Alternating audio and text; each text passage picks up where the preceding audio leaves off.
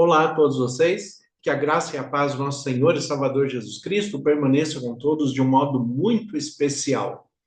Quando nós nos voltamos para a Bíblia, nós sempre falamos que a interpretação tem que estar dentro de um contexto. Infelizmente, muitas vezes, contextos foram tirados fora daquele conjunto de interpretações e, assim, muitas vezes, chegaram-se a conclusões equivocadas a respeito de um determinado texto. O texto de João, o Evangelho de Jesus Cristo, segundo João, capítulo 10, versículo 10, é um dos textos mais equivocados na interpretação que nós temos em nossos dias. E é um também dos mais conhecidos. João 10, 10 é o texto que diz: o ladrão vem somente para roubar, matar e destruir. Eu vim para que tenham vida e a tenham em abundância. Eu sou o bom pastor dá a vida pelas ovelhas.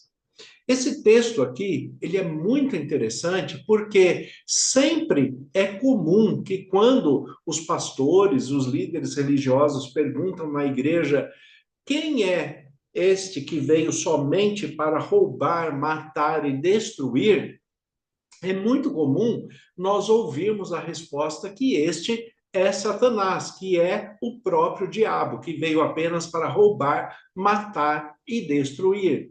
Não é isso que o texto está dizendo. O texto não está falando de Satanás. Isto é um equívoco de interpretação. Mas daí muitas pessoas falam, mas Satanás também não tem esse propósito de matar, roubar e destruir? Não dentro da perspectiva humana. Não que ele não faça isso. É claro que o inimigo de Deus, ele mata, rouba e destrói, mas de uma maneira muito diferente do que a percepção humana pode atingir muitas vezes. Por quê? Porque Satanás, ele é contra a Cristo, ele é contra a Deus e contra a nós que somos imagem e semelhança de Deus. Então, a sua maneira de ação, as suas técnicas, o seu propósito, eles são muitas vezes diferentes daquilo que nós enxergamos na perspectiva humana, porque nós nunca, né, pelo menos a maioria das pessoas leigas na espiritualidade, leigas na teologia, a maioria das pessoas não imaginam que Satanás é capaz de curar, que ele é capaz de promover prosperidade em alguém, que ele é capaz de fazer uma pessoa se destacar socialmente de uma maneira positiva. E é verdade, Satanás, ele, de fato, ele pode curar, ele pode fazer uma pessoa se destacar socialmente, ele pode trazer um conforto de prosperidade para muitas pessoas. Por quê? Porque o centro da ação de Satanás é a mentira, é o engano. A palavra de Deus diz que Satanás é o pai da mentira. E ele mente desde o princípio. Ele mente acerca do caráter de Deus, ele mente acerca do mau julgamento que Deus teria feito a respeito dele, e ali ele convence um terço dos seres celestiais e arrasta esses seres também para estar ao lado dele, todos são expulsos do lar celestial. Mas a questão é, se Satanás, ele pode promover uma cura para afastar a pessoa de Deus, ele vai promover essa cura. Se ele pode promover prosperidade financeira para uma pessoa se afastar de Deus, ele vai promover prosperidade. Se ele pode promover um destaque social para que essa pessoa se afasta de Deus, ele vai promover esse destaque. Porque Satanás, ele não está preocupado se uma pessoa está saudável, se ele está pobre, se ele está rico, se ele é milionário. Satanás não está preocupado com isso. Satanás, ele é contra a Deus, contra a salvação em Cristo Jesus e contra o discernimento da verdade promovido pela palavra de Deus através do Espírito Santo.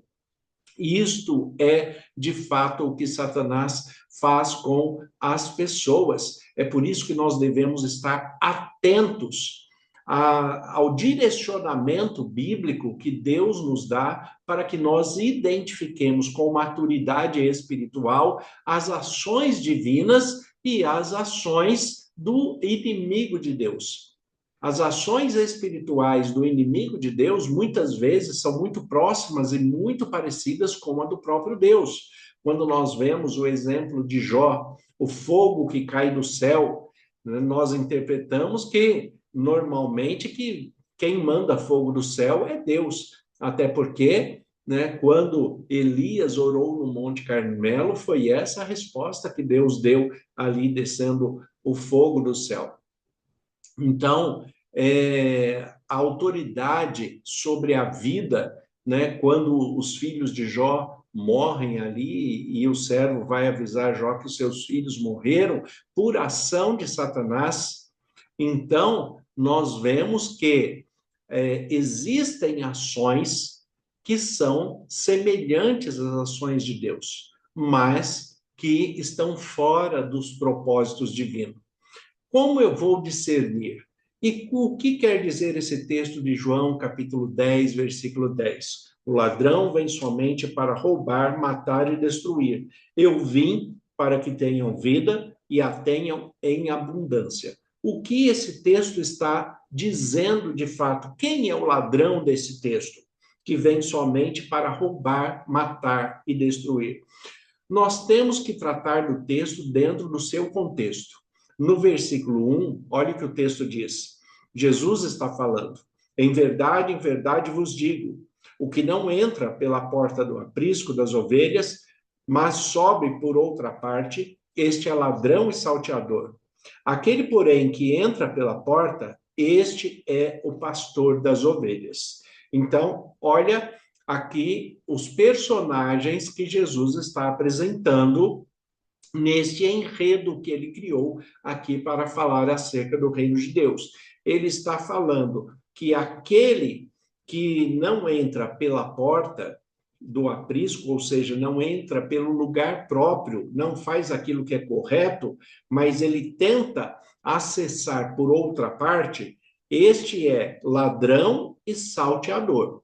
Então, ladrão e salteador é aquilo que faz o que é impróprio, aquele que faz o que é indevido. No versículo 2, ele fala: aquele, porém, que entra pela porta, esse é o pastor das ovelhas. Então, o centro da mensagem de Jesus aqui é o líder religioso, é o pastor. Quem é o seu pastor? Quem é o pastor que está guiando? Quem é seu líder religioso? Quem é o seu pastor de fato? E ele vai falar, no versículo 3, ele prossegue. Para este, o porteiro abre, as ovelhas ouvem a sua voz, ele chama pelo nome as suas próprias ovelhas e a conduz para fora. Depois de fazer sair todas as que lhe pertencem, vai adiante delas e elas o seguem, porque lhe reconhecem a voz, mas de modo algum seguirão o estranho. Antes fugirão dele, porque não conhecem a voz do estranho.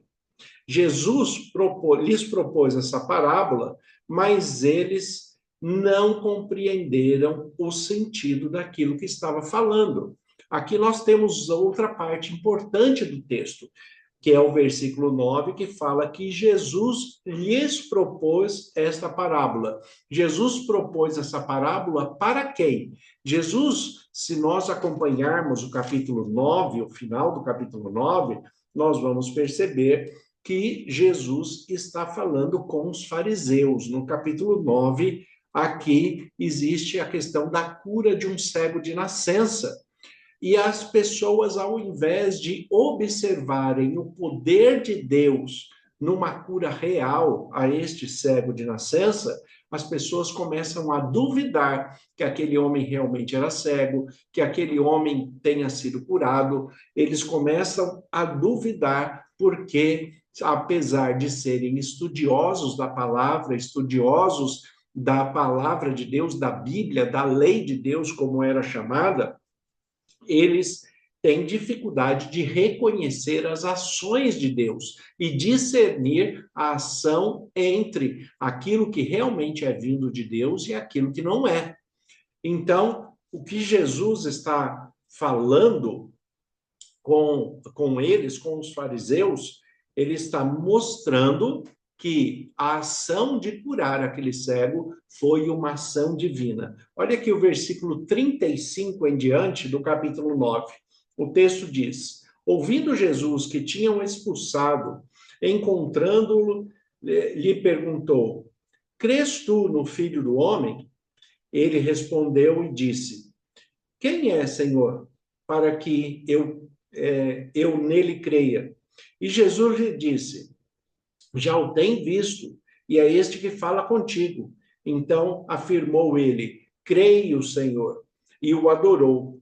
Prosseguiu Jesus: eu vim para este mundo para juízo, a fim de que os que não veem vejam, e os que veem se tornem cegos. Alguns dentre os fariseus que estavam perto dele perguntaram: acaso também nós somos cegos? Respondeu-lhe Jesus: se fosseis cegos, não teríeis pecado algum. Mas porque agora dizeis, nós vemos, subsiste o vosso pecado. Então, olha que Jesus está falando com os fariseus a respeito da cura do cego.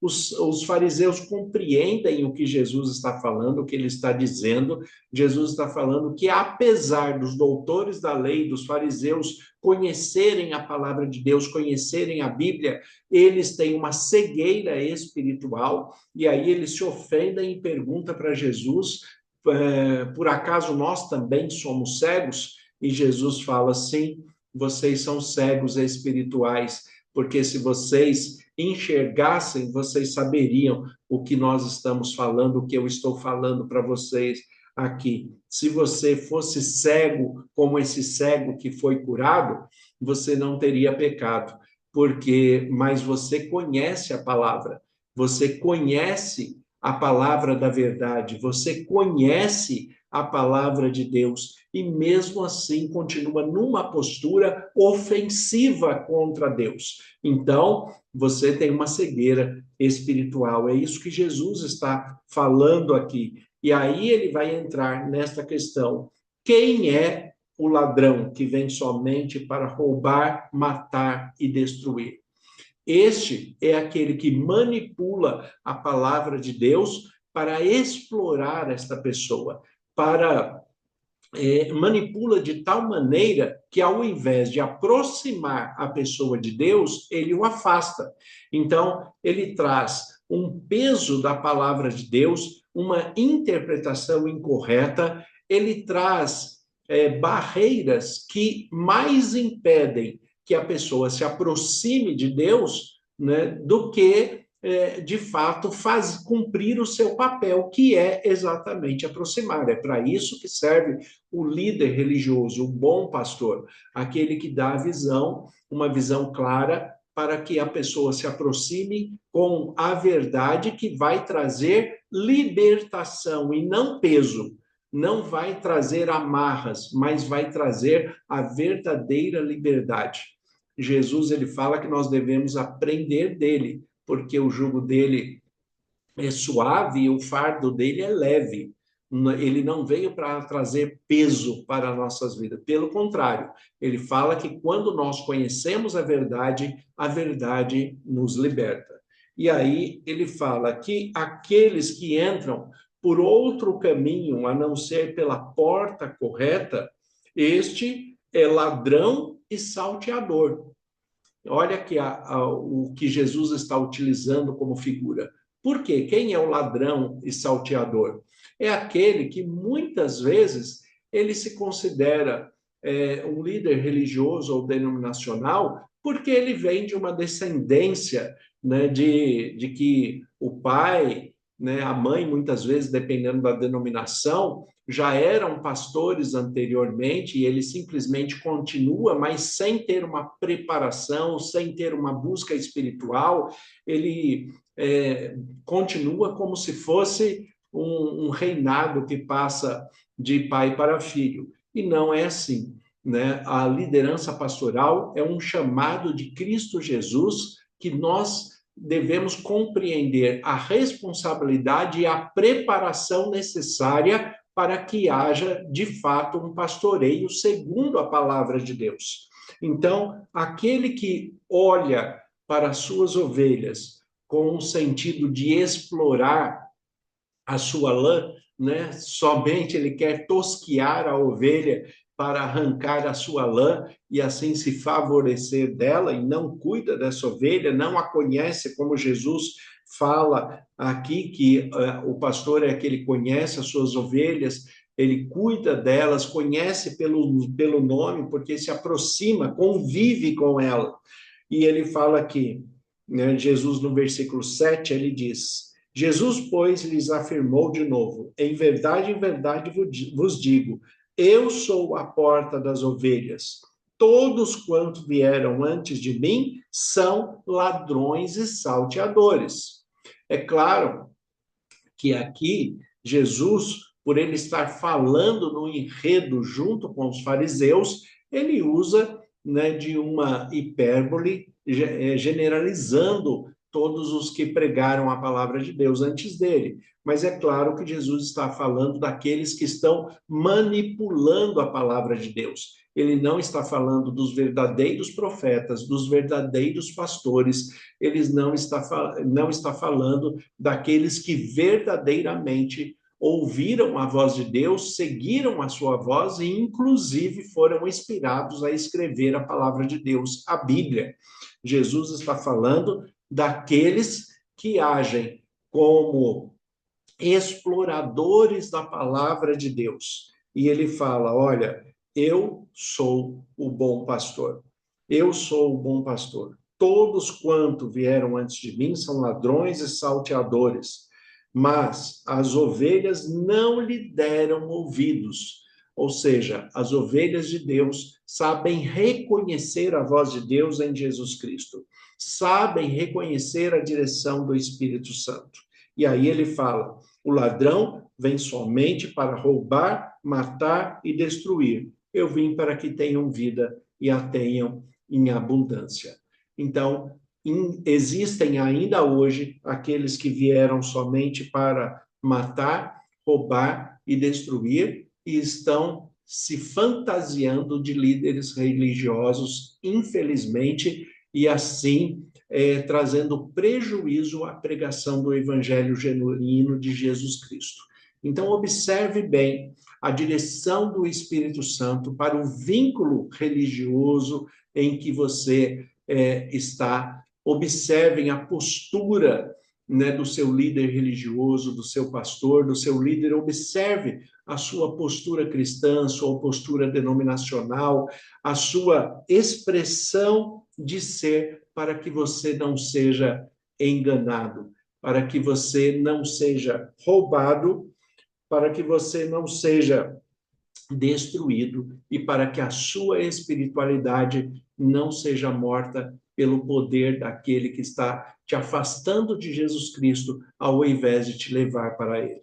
Nós temos que ouvir a voz do Supremo Pastor, que é Jesus Cristo. Este é o verdadeiro pastor, o pastor de todos nós. Senhor, nosso Deus e Pai, nós te agradecemos pela tua palavra que é viva e eficaz. Como ministro do Evangelho, em nome de Jesus, eu peço as tuas bênçãos sobre todos os que estão nos ouvindo neste momento, que o Senhor conceda da tua paz e direção, em nome de Jesus. Amém.